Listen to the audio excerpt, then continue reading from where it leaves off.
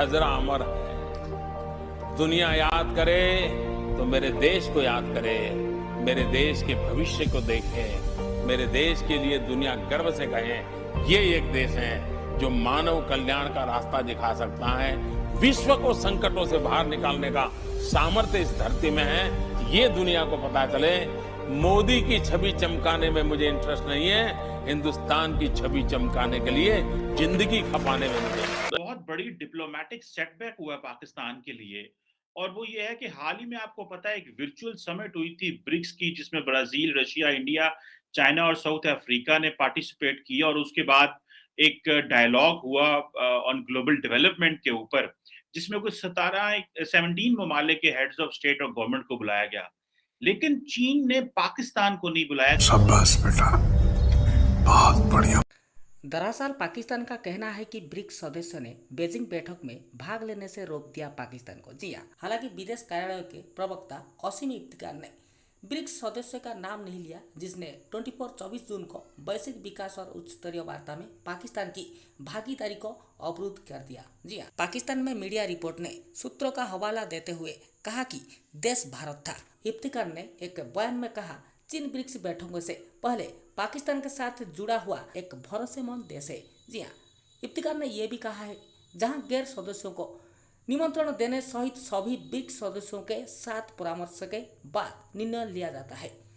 अफसोस ये है कि बात है कि एक सदस्य ने पाकिस्तान की भागीदारी को अवरुद्ध कर दिया। जी हाँ, क्योंकि उसकी जो सरबराही है वो चाइनीज प्रेसिडेंट शी जिनपिंग कर रहे थे, और आज पाकिस्तान के फॉरेन ऑफिस ने बाकायदा प्रेस कॉन्फ्रेंस में और इसमें ये कहा है कि बेसिकली जो ब्रिक्स ऑर्गेनाइजेशन है उसके एक मेंबर की वजह से पाकिस्तान की पार्टिसिपेशन ब्लॉक की गई है, यानी कि इंडिया की बात कर रहे थे पाकिस्तान के फॉरेन ऑफिस के स्पोक्स पर्सन।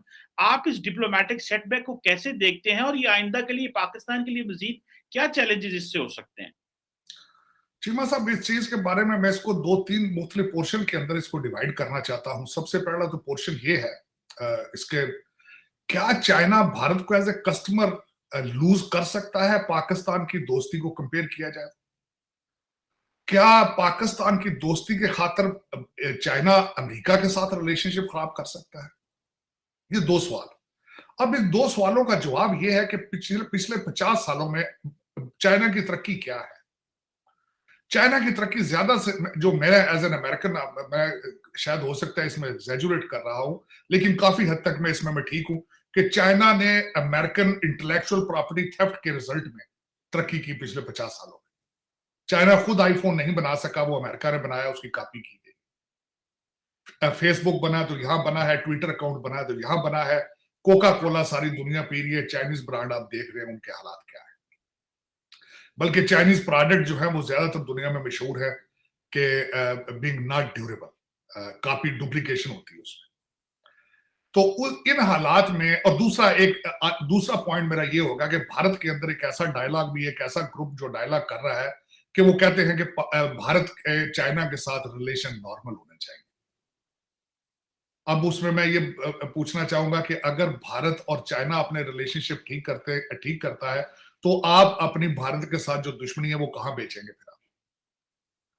अब तीसरी उसमें मैं बात ये करना चाहूंगा कि एक तो अमेरिका की वीक फॉरेन पॉलिसी की वजह से पूरी दुनिया के पास एक फ्री पास है, जो मर्जी कर रहे हैं, क्योंकि अमेरिका इस वक्त कोई सकत नहीं रखता किसी बारे में।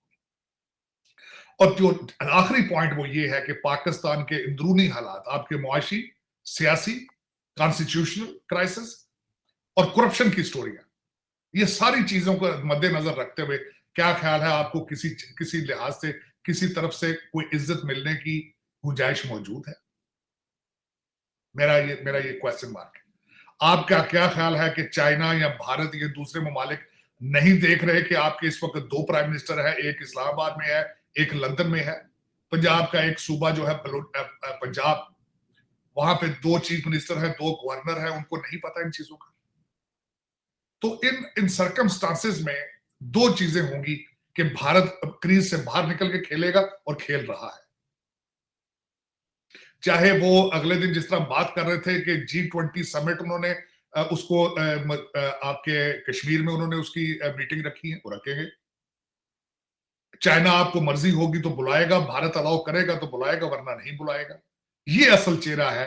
ये जो मैं वो डैमेजेस हैं जो मैं आपको हमेशा कहता था कि इस वक्त जो गिराव झलाव और जो पाकिस्तान की इंस्टेबिलिटी है उसके ऐसे डैमेजेस होंगे जो इररिपेयरेबल होंगे, ये वही डैमेजेस है। इस वक्त अगर देखा जाए तो चाइना आपसे नाराज बैठा है। आपने $26 बिलियन उनसे लूटा है, आपने ओवर प्राइसिंग करके डबल आप बिलिंग करके। फिर उसके बाद ये है कि उनके चाइनीज जो शहरी इंजीनियर जो वहां पे आए उनके ऊपर हमले किए गए, उनको मारा गया, लेकिन आप उनको कंट्रोल नहीं कर सके। ये उसी का रिजल्ट है। तो आने वाले दिनों में ये चीजें मजीद बढ़ेंगी। उसकी वजह यह है कि आपकी रूलिंग एलीट के माथे पर बल ही नहीं किसी चीज का। 5-6 हजार जो आपके डुअल नेशनल, जिनकी बीवियां डुअल नेशनल या जिनके बच्चे, आप ये बात कर रहे हैं, आप जिस टॉपिक पे हम दोनों बात कर रहे हैं, किसी एंकर ने इस पे प्रोग्राम नहीं किया। G20 जो कश्मीर में हो रही है, किसी एंकर ने कोई प्रोग्राम नहीं किया। क्यों करेंगे वो? क्योंकि कौम का इंटरेस्ट ही नहीं है। कौम करप्शन से निकले। इस वक्त आपके नुमाइंदगान IMF के कदमों से उठते हैं तो चाइना के कदमों में गिरते हैं, वहां से उठते हैं तो सऊदी अरेबिया के कदमों में डेफिड पेट्रोल लेने के लिए कदमों में पड़ जाते हैं। खान साहब ने जो आपको हकीकी आजादी बता रहे हैं, जो खुद मुख्तारी का जो उन्होंने ट्रक की बत्ती के पीछे लगाया है, खान साहब पहले ये देखें कि आप मुआशी तौर पर इंडिपेंडेंट हैं। IMF के लिए आपने खुद लेजिस्लेशन की थी। आपने कहा था कि मैं IMF के सामने जाने से पहले खुदकुशी कर लूंगा। आपने ऐसे सख्त अल्फाज आपने अदा किए, लेकिन किसी के जू पर तून गुजरी। आपने तंग आकर वही फाइनेंस मिनिस्टर पाकिस्तान में तैनात किए जो जरदारी साहब के दौर के थे, जो IMF के मुलाजमीन थे, जो IMF के पेरोल पर थे। लेकिन ये कि बस आप कौम को जिस तरीके से खूबसूरती के साथ बेवकूफ बना रहे हैं, कौम बेवकूफ बन रही है। अफसोस, फिर एक दफा कहूंगा कि पाकिस्तान के किसी पाकिस्तानी लीडर के पास, किसी सियासी पार्टी के पास, एस्टेब्लिशमेंट, अदलिया इंक्लूडिंग ऑल ऑफ देम, किसी के पास कोई रोड मैप नहीं है कि पाकिस्तान मुआशी तौर पर इंडिपेंडेंट किस तरह होगा। और जब